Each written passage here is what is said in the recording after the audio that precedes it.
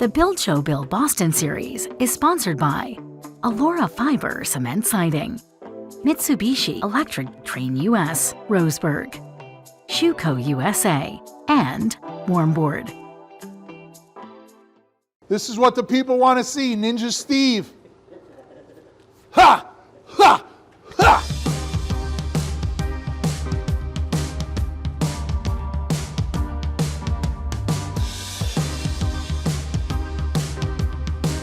Hey, Build Show Build Boston, we're here. We talked about floors, we talked about walls. Today we're talking about roofs.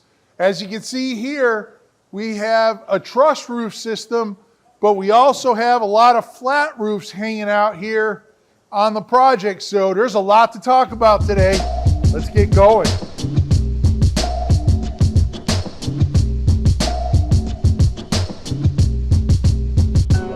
So we're over here at one of our flat roof sections of the house. Like you saw in the design video there, we have a series of slope roof sections, some that are truss framed, some that are stick framed, and then we have a whole series of flat roofs that are framed with the I-joist. And again, we're using the Roseburg RFPI 90 series, which is a 3 5/8 inch flange. But unlike the floor, which is an 11 7/8 inch deep, the roof framing, we were able to knock that down to 9.5 inch I-joists to carry the applicable roof loads. So you can see above me here, we have one of those flat roof sections. And what is quite common is we have a bunch of the I-joists here that are coming into a beam that carries that load. So the I-joists basically are capturing the load of the roof, bringing it into the beam. The beam brings it out to the outside of the wall where we'll have a column, but we'll also have an interior column here. We just have some walls and stuff that haven't been put in right now. But in order to transfer that load from the I-joist into the beam, we use a Simpson strong tie connector. So this one here is the IUS, it's a 356/9.5 hanger. And the 356 is basically the width, 3 5/8. The 9.5 is the 9.5 inch depth. So it matches perfectly to the Roseburg joist that we're using there, and basically simply slides up along the joist, gets face nailed into the beam, and gets hung. This joist hanger is an 18 gauge metal, and it's good for, I think it's around 1,500 pounds worth of load that this can bring into it. So pretty significant loading capacity. And again, that's just every single joist bringing in that 1,500 pounds, not the whole roof. Now, that joist hanger then sits on an LVL, and here you can see we have a double LVL that comes into this massive 24-inch triple LVL. So we need to be able to transfer that load into the larger beam. And to do that, we actually switch to an LVL hanger. You can see this is slightly beefier. This one, as opposed to the 18 gauge, this is a 16 gauge metal connector. This is the HUS 410 by Simpson Strong Tie, and it's made purposefully for LVL beam connectors. This one measures also 3 5/8. We have a 3.5 inch beam there. That's 9.5 inches tall. This is 9 inches tall and basically gets nailed here. This is one of their lighter duty connectors for LVLs because we don't need a huge capacity there. And all of this stuff is specified by our structural engineer. This particular hanger is good for about 4,800 pounds of loading capacity. So again, pretty strong.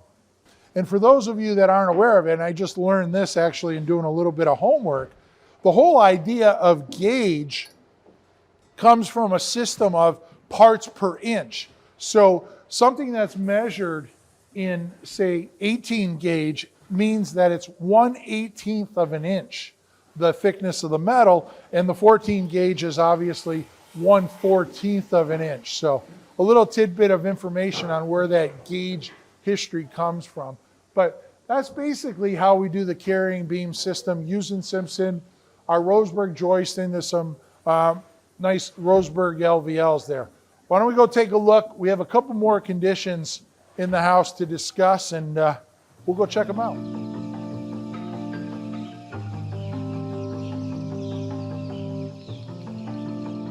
All right, we're in for a treat here. We caught Matt King and his guys here. You can see we're actually setting the trusses. We have those couple sections where we have the sloped roof. My choice was to go with prefabricated trusses. So these are basically made in a factory, trucked here, and then we're set into place as a prefabricated unit. And notice that we have the high side there, the low side. They're called parallel cord, but these aren't quite parallel because we have a 3 pitch on the top and we have a 1.5 pitch at the bottom of the truss. And you can see they're flying them in. So it's a pretty easy install. I say that as me being the guy on the ground, of course. You know, these guys really make it look easy. So they just come in, they're 24 inches on center, the spacing, and they basically bear on the top plate there. They have their plates all marked out. And then we have the low spot. We have a gentleman down here, and he's locking it in on the spot down at the bottom. And then we got my good buddy Vinny up in the middle there that's responsible for maintaining the spacing in the middle of the truss. You can also see, in an effort for efficiency, that they lifted 2 trusses at one time. So rather than sit there and kind of be very repetitive in just doing a single truss at a time, they'll bring them up in 2s and 3s and then basically just slide them down the plate. You have these 3 gentlemen there. You got the guy working the low end, the high end, and then Vinny in the middle. So it makes pretty short work of setting this roof. Now, this roof here is pretty simple. We're talking, I don't know, maybe about 12 trusses. There you can see that they align on top of the header, so there's no alignment there, that the header carries them. But over here, notice that the roof framing directly aligns with the wall framing. So we have the cripples up above the wall, and the trusses sit directly on the studs and on that stud layout as we move across. So also notice that in an effort to keep the trusses in position after they've been installed, they put in these 2x4 strong backs here, which basically lock the trusses in their position until we get the plywood on the top of that and get it fully sheathed to lock them into their final position, right? So anyways, there you can see it. That's how trusses get installed, folks. We're very fortunate to have caught that. All right, one last thing though I'd wanted to point out. So they just set the last truss. We call that the gable end truss. Now, notice that the very far truss is slightly different in web configuration, meaning the pieces that make up the inside of the truss. On the end one, not only do we have the same truss configuration as the common trusses, but it has verticals installed in it. Now, the reason for that is that end truss does 2 things. It works like a roof truss, but it also has to handle or be willing to accept the wall sheathing that is going to happen up there. So it introduces the verticals just like a stud frame the wall inside of that roof truss. The wall below will get framed up underneath it, but that's why it's different, that it's actually going to be made to accept that exterior zip-R sheathing. So a little tidbit.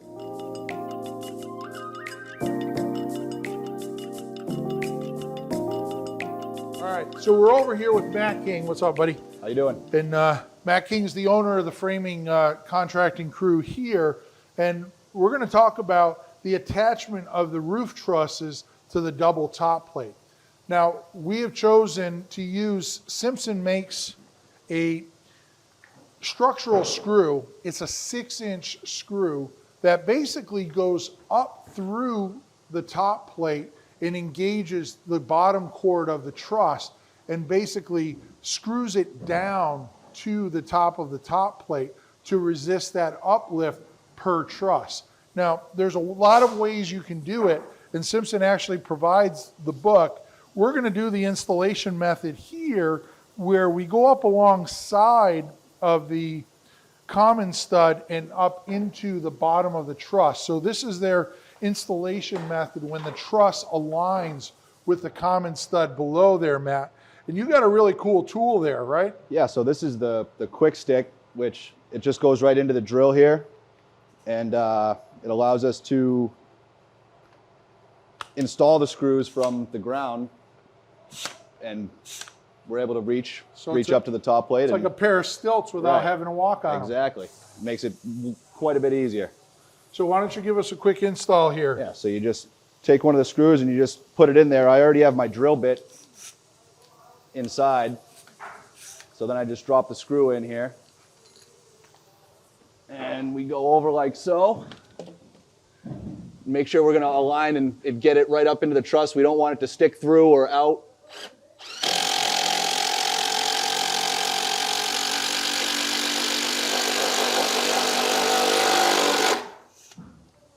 There you go.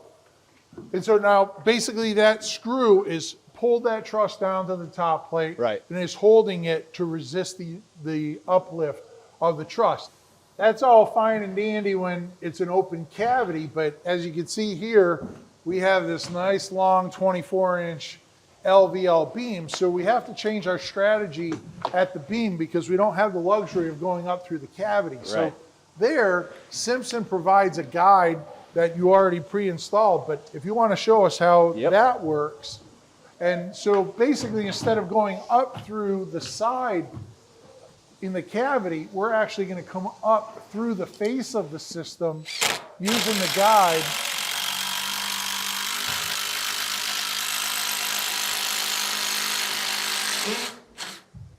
And screwing that up into it. I'm going to pop that guide out. And then we're left with that, and then we'll just drive that a little deeper. Yep.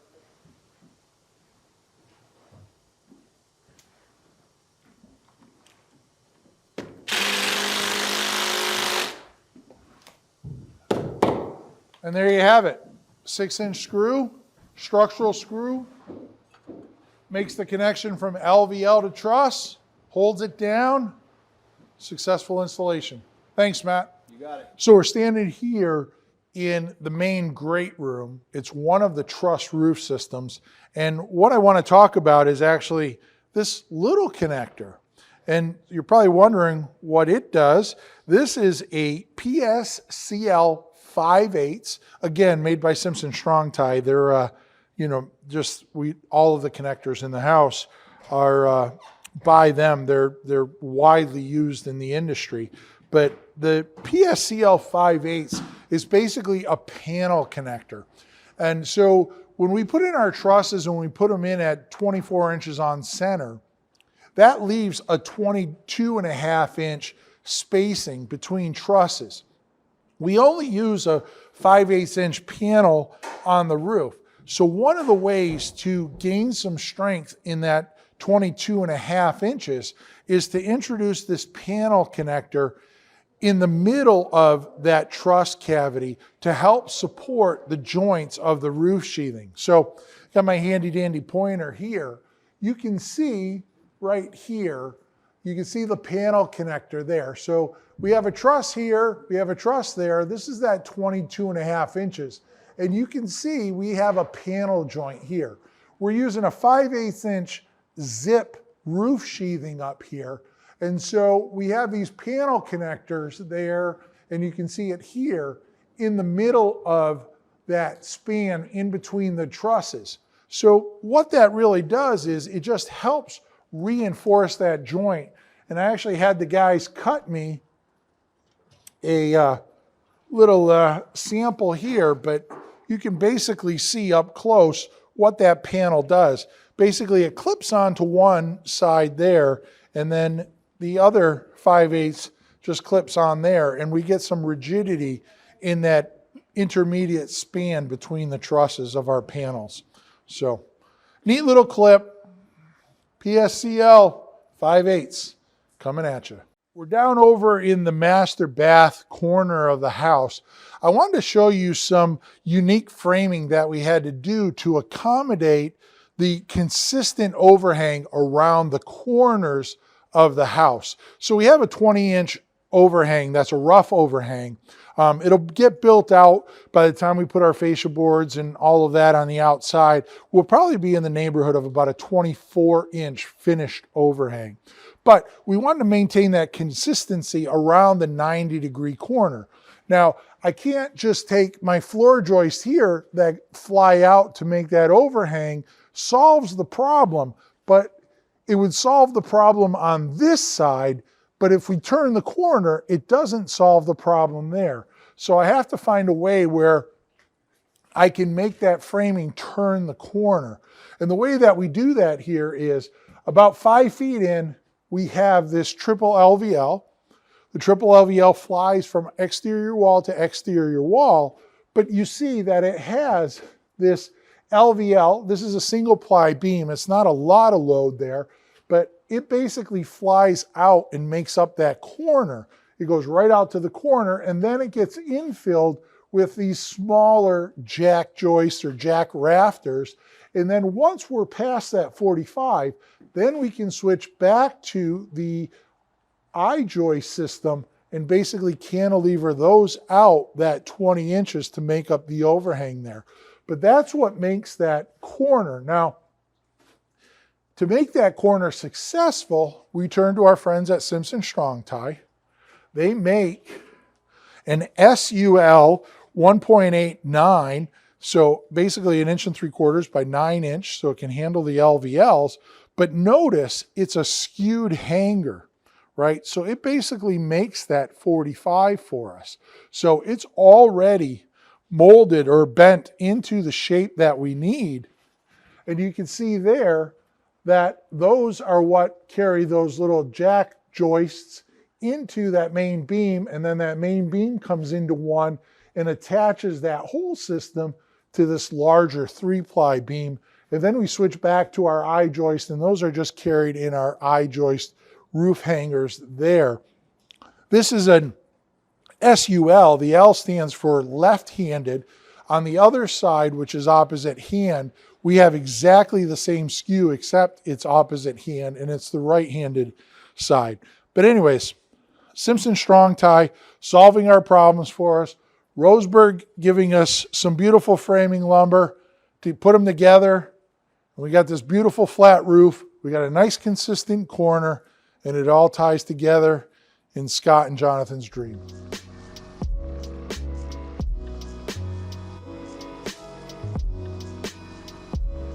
All right, so we're over in a section of the common flat roof. And you can see here, these roof joists are exactly as we talked about, 16 inches on center. But right here, this is the last bay that's 16 inches on center.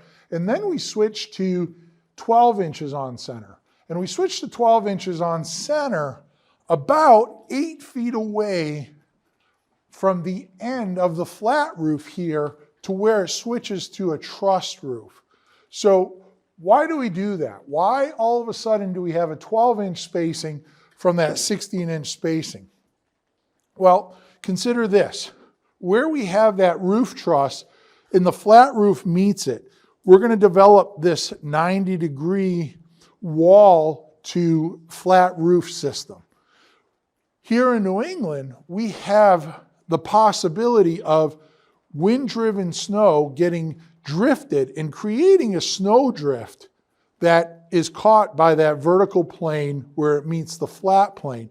Now, out in the common part of the roof, we don't have that consideration because you're not going to have drifting snow in the middle of the roof. If the wind blows there, we're going to pretty much blow the snow off of the roof. But here, there's the potential to push it up and have that lean against that vertical roof. In the structural world, they call that solving for drift. So this last 8-foot section, we moved down to a 12-inch center, and basically going from the 16 down to the 12, we significantly enhanced the strength of that roof for this 8-foot section so that we can combat that potential drift condition that might occur there.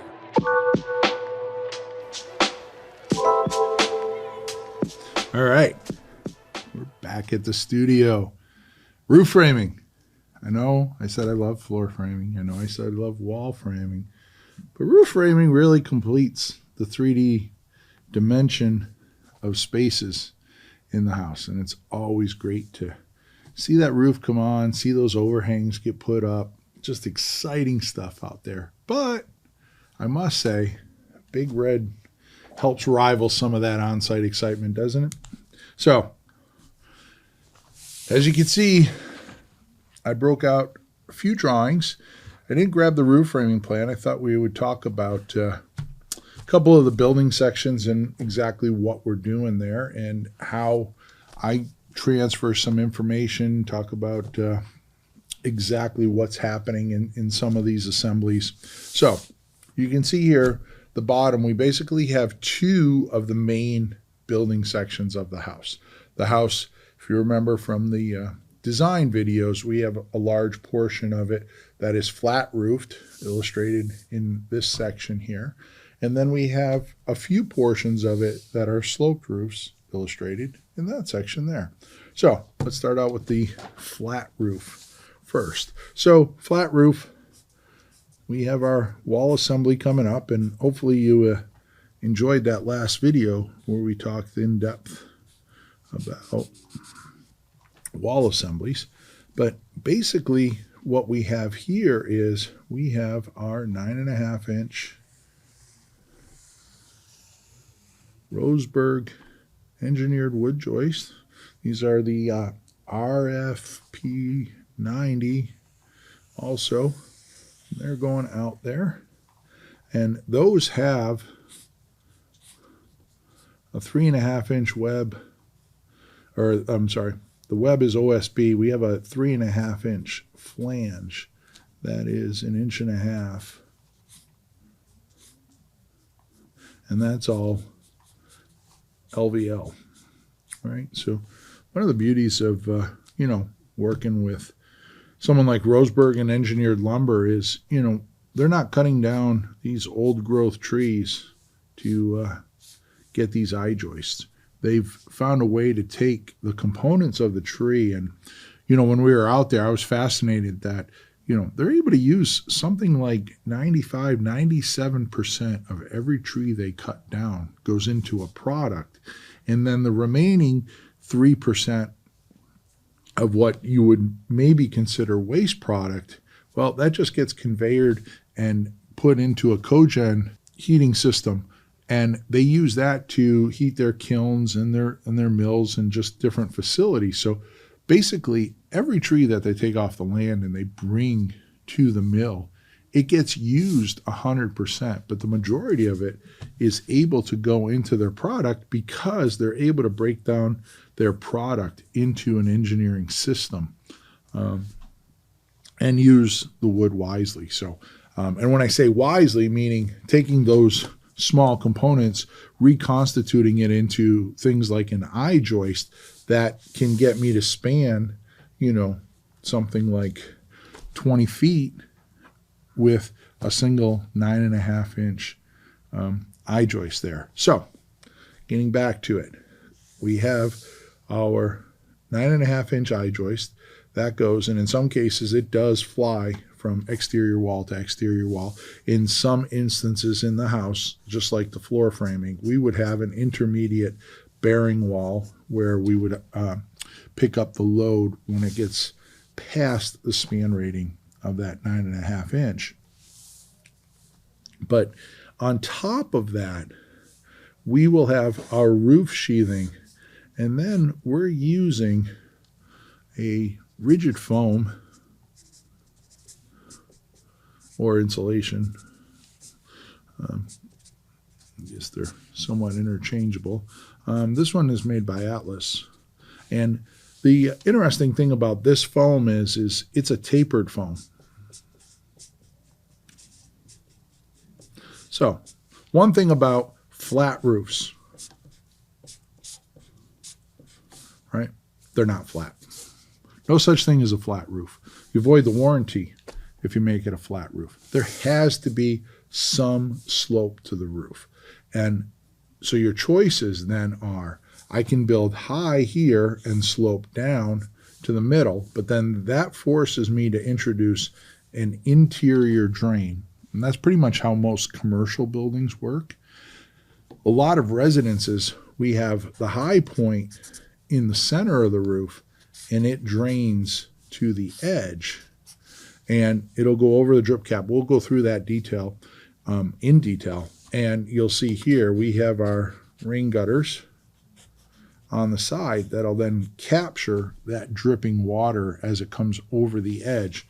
It takes it down the gutter, and then that'll go into a system below grade that will then take it to a recharge system out in the backyard and or out into the front yard. We have an open recharge there. We have a below grade recharge system on the back side. But the important thing is that none of the water that we collect off the roofs leaves the job site. It goes into the ground there. So this tapered insulation sits on top, and if we jump up to the detail here, so that detail is basically a blow up of this area right here.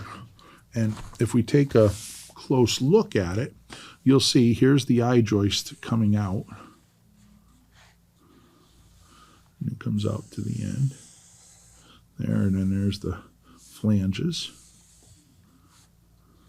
So we'll have a rough band attached there that will keep the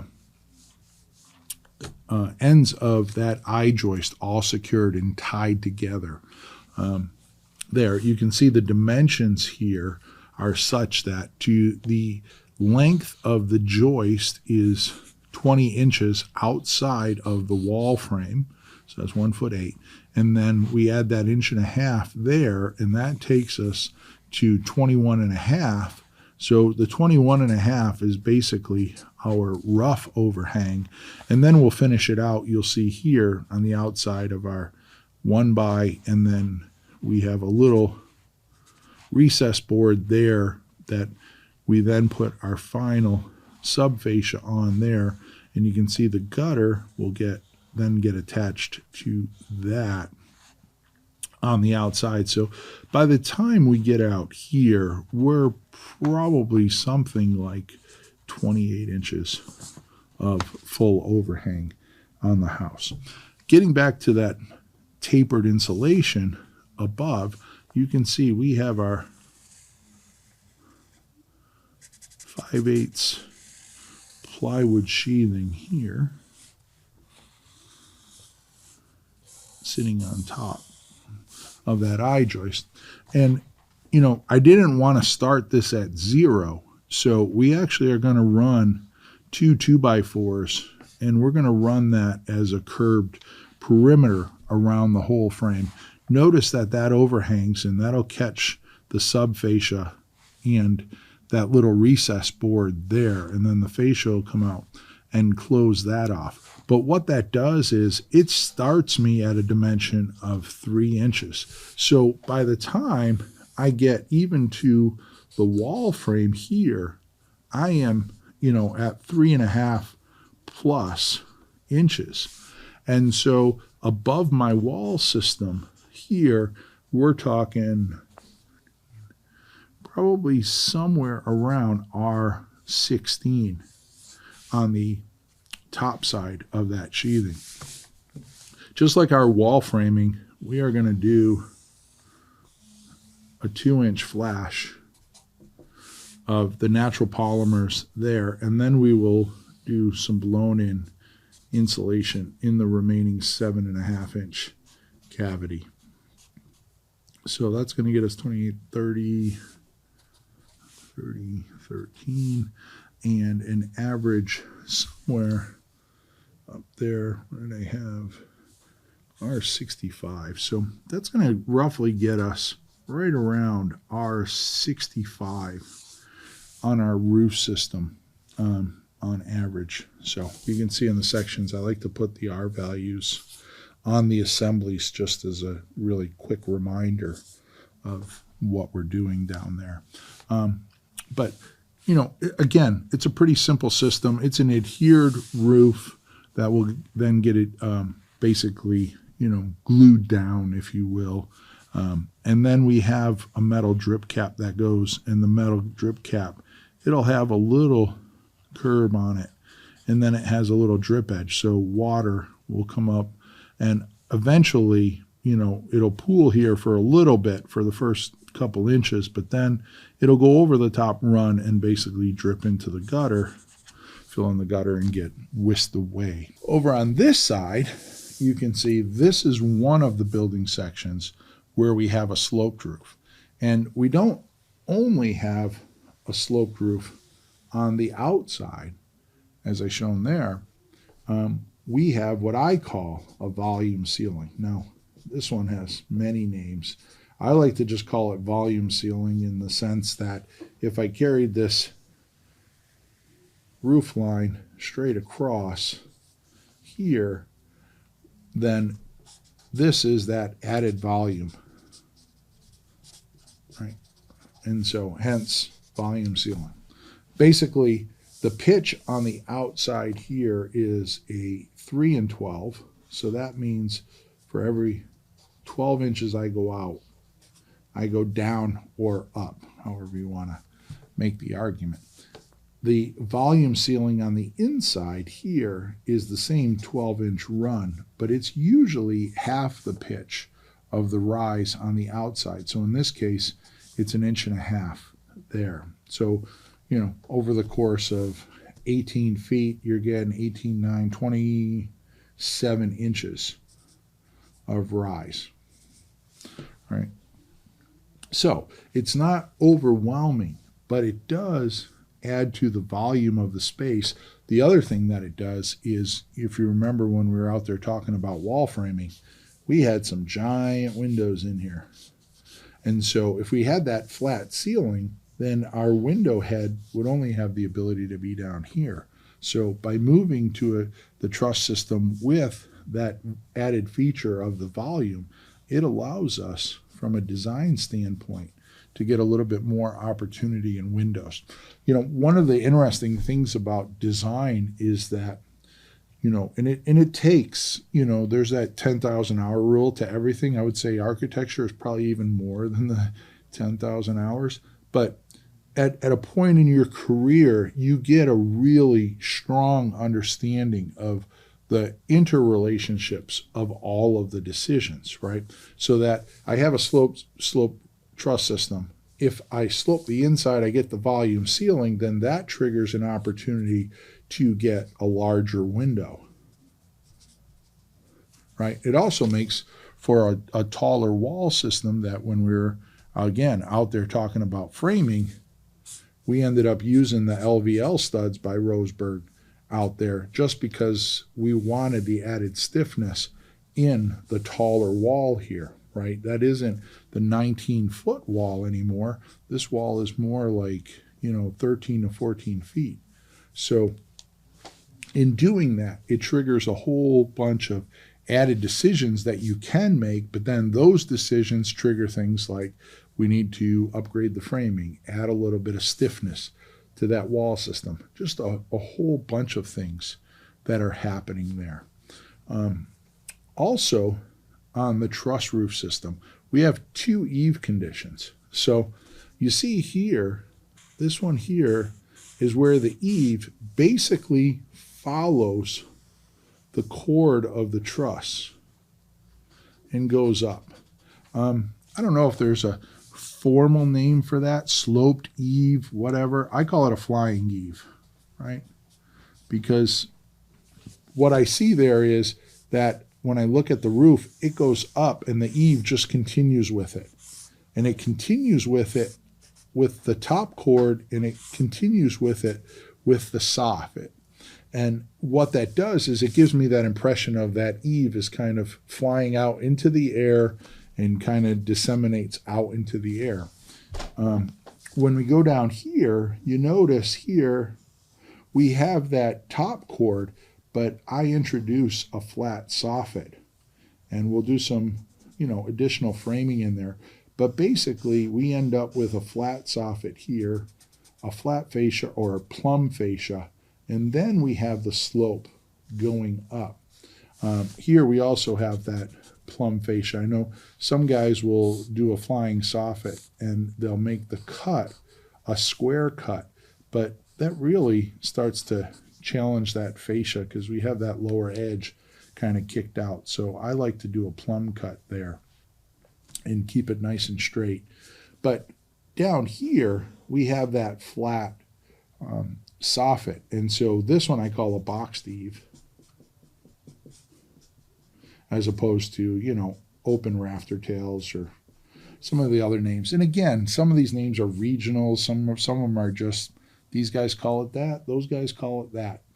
You know, we're all on the same page. We don't know what we're talking about. We just have different names for it. But the design intent there was, by having this kind of flat soffit at the bottom, it gives me the launching pad for that roof system to fly up, and it gives me kind of a baseline, a grounded baseline, by being flat and something that's really easily understood, and it feels heavier and stronger that it becomes the basis for that roof system to fly up and hence finish with our flying eave. So this one is a nice, light, airy soffit.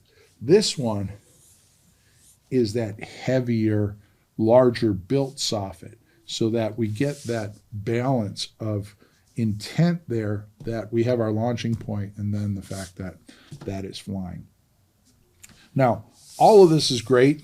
I do it in section, but now the question is, how do I transfer this information and make sure that the truss manufacturer, for example, is doing what I intend to have done? So I do truss elevations for every truss that we do. And the truss elevations, understand, it's not truss design. I'm not designing the trusses.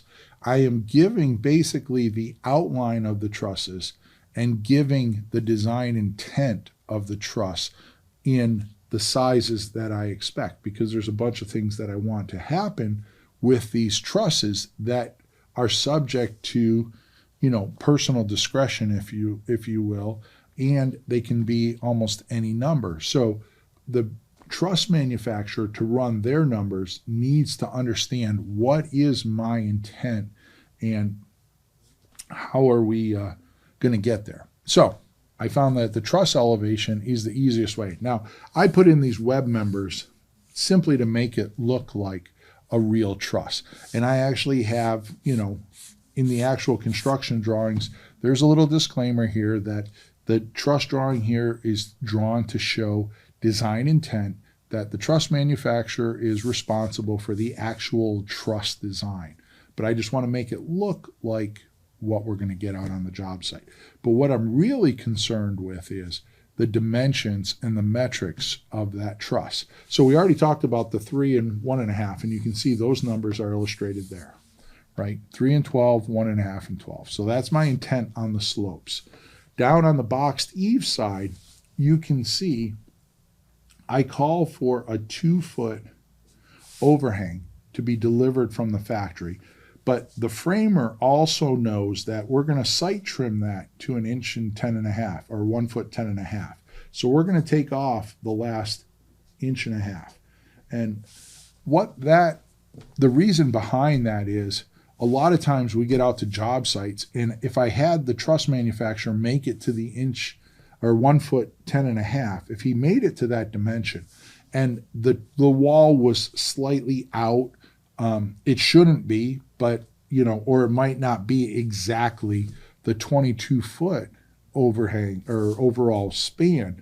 If those numbers vary slightly, it doesn't give us any control over where the end of that truss cord is. So by having it built to 2 feet, understanding that we're going to trim it to 1 foot 10.5, we might trim it to 1 foot 10 3/8, right? Depending on what we need to do out there. But it gives us the ability to snap a line and get a very true line at the end of those truss cords. And then we'll go in and we'll fill this in with the box soffit that's illustrated down here. But we give those overhang dimensions, the ones that we want it built to and the one that's actually going to happen. We also give the bearing dimension. So the bearing dimension here is basically a 2x6 wall, and that's that 5.5 inches. Across here, I give the inside span and the overall span. The overall span is the out to out on the bearing points. The inside span is the inside of those bearing points. Hence, 11-inch difference, 5.5 inches, 5.5 inches, there's your 11 inches. On the low side, we also have what's called a heel height. The heel height is basically the dimension from the bottom of the truss to the top of the truss, bottom of the bottom cord, top of the top cord, at the end of the truss. Now, why is the heel height so important? Well, that plays a role in insulation.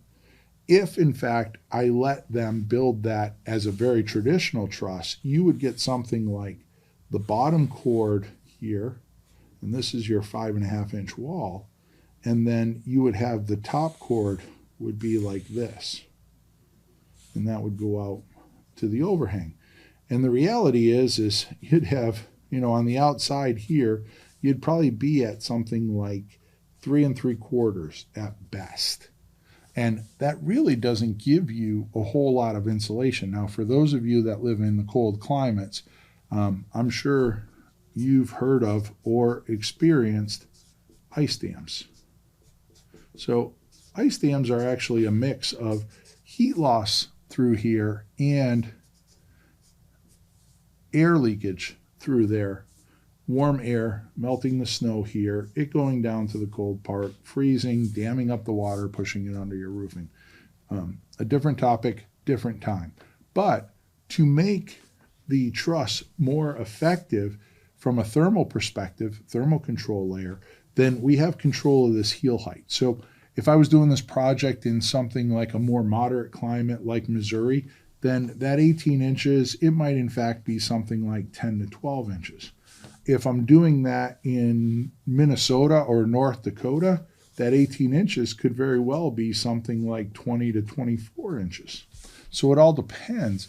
But that's how I climate tune, my truss and my insulation package up there. And you can see here on the roof of the slope system here, we are doing 20 inches of blown in insulation there. That's going to get us to roughly about R76.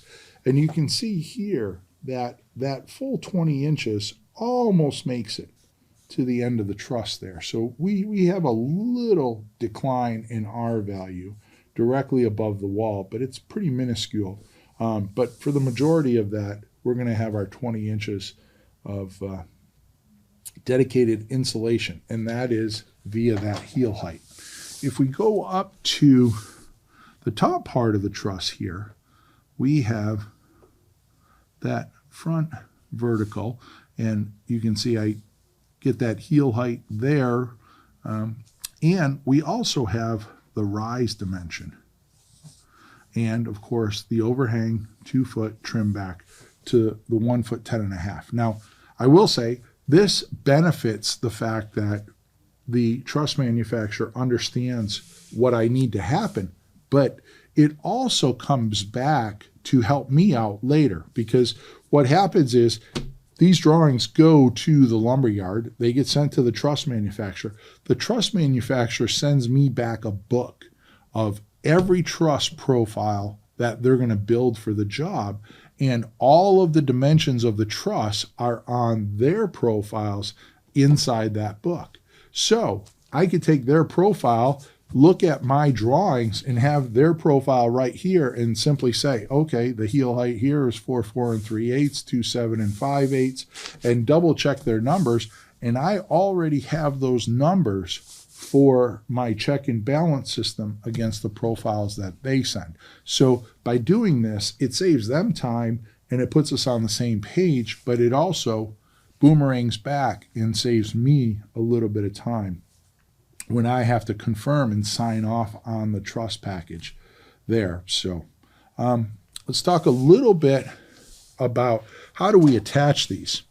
When you're dealing with roofs, there's uplift. When the wind blows and it hits the wall, well, that air goes up. And what it wants to do is it wants to bend that roof and it wants to rip it off of the wall.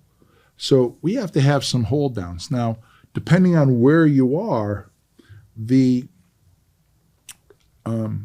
amount of hold down power that you need to generate certainly plays a role with a number of things. One, exposure. Two, where you are, if it's a high wind zone versus a house in the woods. So let's just think of two kind of extreme examples. If I put this house somewhat in a wooded site like it is up on a hill, but it's probably never going to get more than a 30, 40 mile an hour wind coming through there because it's surrounded by trees and houses and things that are going to break up that wind. But what if this was a wall that was facing the ocean and there were no trees and the primary wind direction was coming off the water at that? This could very well see, and take that house out of New England and say put it down in North Carolina on the water or Florida. Then this wind that we're talking here could very easily be 100 miles an hour plus. And so the requirements down there are going to be much higher than the requirements we have here. So for here, we can get away with, Simpson makes a nice little twisty tie. And you saw, we talked about that out on the job site.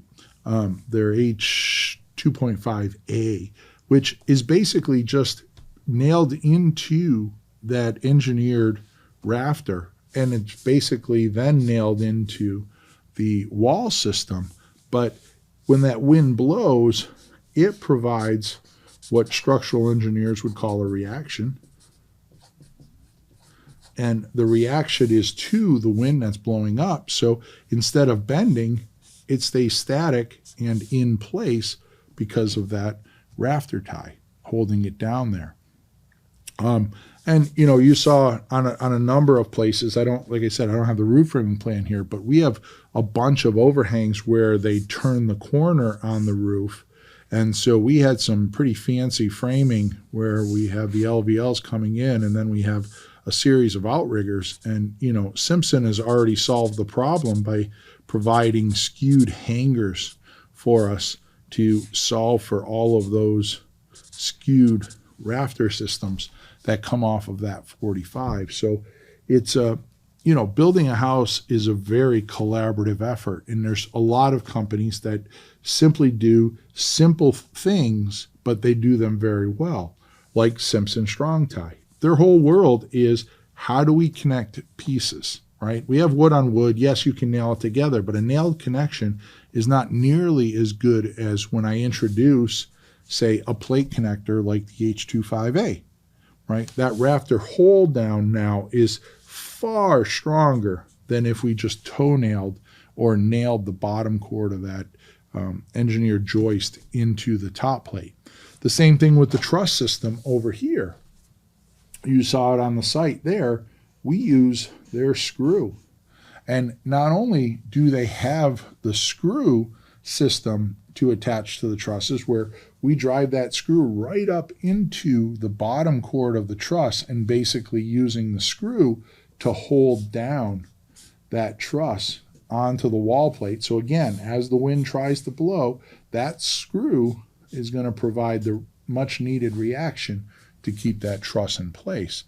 But not only do they provide the screw, but they know that it's an overhead application. It's uncomfortable to be standing around. It's certainly a nuisance if I have to drag a step ladder around. So they developed that extension tool where you can attach the screw and have the guide, put it up, it bites the truss, and then you drive the screw home, and it's a perfect alignment every time. So, just like Warmboard has their alignment pins, and, all of these companies have their different systems, that they're not only looking out for, hey, we need to sell this material. The good companies are looking at, how do you install it? What is the inconvenience? Is there a way we can solve that inconvenience for you? And teaming up with myself, I'm constantly thinking about that, yeah, in my office, it's real easy to draw a detail, but when it's February 15th and they're out on the coast and hauling plywood up here and it's acting like a kite, their world, meaning the builder's world, is a lot different than mine sitting in the office. So we all have to work as a team and provide that collaborative effort, and that's what provides success in our projects. So anyways, it's kind of a sad moment because we're done with framing. We're going to be on to some other exciting stuff. We got windows, we got utilities, heating systems, plumbing, trim, cabinetry. We got all kinds of great stuff that we can talk about, but framing is always exciting. So anyways, enjoy your day. So today we talked a lot about connectors, roof trusses, roof joists, all of that, but catching up here with Scott, before we leave, and I think it's really important that we talk about some of the design elements and some of our design meetings and intentions that now we see come to life, which is pretty exciting, right? Nothing more exciting than starting to encapsulate that space. So early on, Scott, you and Jonathan had some, pretty strong intentions on what you wanted to happen here. So why don't you talk a little bit about that for us? Well, we wanted to have a number of different roof heights, and we wanted to have a lot of, take advantage of the site to a great extent. Looking out to the south, we've got a lot of, looking out to the backyard right now in the snow, it actually is quite beautiful. And we wanted to take advantage of that ability to be able to appreciate that in all seasons. But we wanted to have it also be a little more, spaces be a little more intimate, like the dining room area, with lower ceilings, but still at a reasonable level. And Steve did a miraculous job of coming up with some wonderful ideas for how we incorporate all of these things together. We also wanted to honor what had been here as the old house before, because there were a number of things we really liked to take advantage of the property. And so as we walk through the living room area, there are a lot of things that are reminiscent of the space from the old house. Yeah, this space is very much like the shape and the volume of the existing house's family room.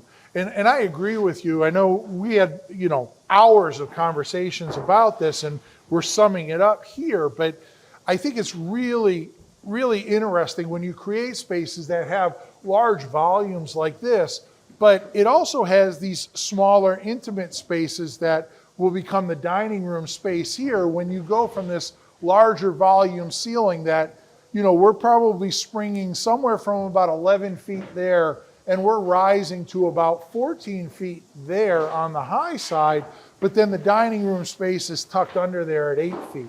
It really offers some intrigue when I'm in this space. It's all wide open. It's perceived, a person at the dining room table can have a conversation with somebody in the kitchen, but you understand that as its own space, the kitchen has its own space, and then the living room has its own space. And part of what we've also talked about was we started talking about a lot of lighting issues. During the design phase, we talked about things off the dining room to have some lighting that is indirect and take advantage of things that give you the ability to have defined spaces. And that's really exciting to see here. Well, we don't want to give it away, but we have some pretty cool things that are happening that are going to slightly come out into this room here that you'll have to stay tuned for. But we're going to have this beautiful wall that'll rise up here that kind of just divide that staircase with this, but have some openings on both sides. And of course, we have this just large and gorgeous door assembly here that Schuco USA is making. And, we're at 16 foot wide by probably somewhere around 11 foot tall in a lift and slide door with the transom above, taking in that beautiful yard, but also because we're a heating dominated climate, we're going to get some nice warm sun in here to help out that radiant floor. So We don't have the warm sun today. we don't have the warm sun today. We're a brisk 30 degrees here in New England. But as we started to actually shoot this, it was amazing because it was the first time I've looked back here to see the snow on the trees. So it's actually quite beautiful. So it is quite beautiful. Yeah. Well, there you have it. Roof framing, Build Show Build Boston. If you haven't checked out any of the previous episodes, I mean, by now we're probably up around 8 or 9 episodes. We talk about design. We talk about the foundation, floor framing, wall framing. We have a bonus episode on there where I go through the plans of the house with you, as well as Scott and I did one on the radon mitigation system here and basically the radon problems in this neighborhood that we're going to set up systems to battle. So anyways, if you haven't watched those, go check those out. Until next time, Steve Basic, Build Show Build Boston.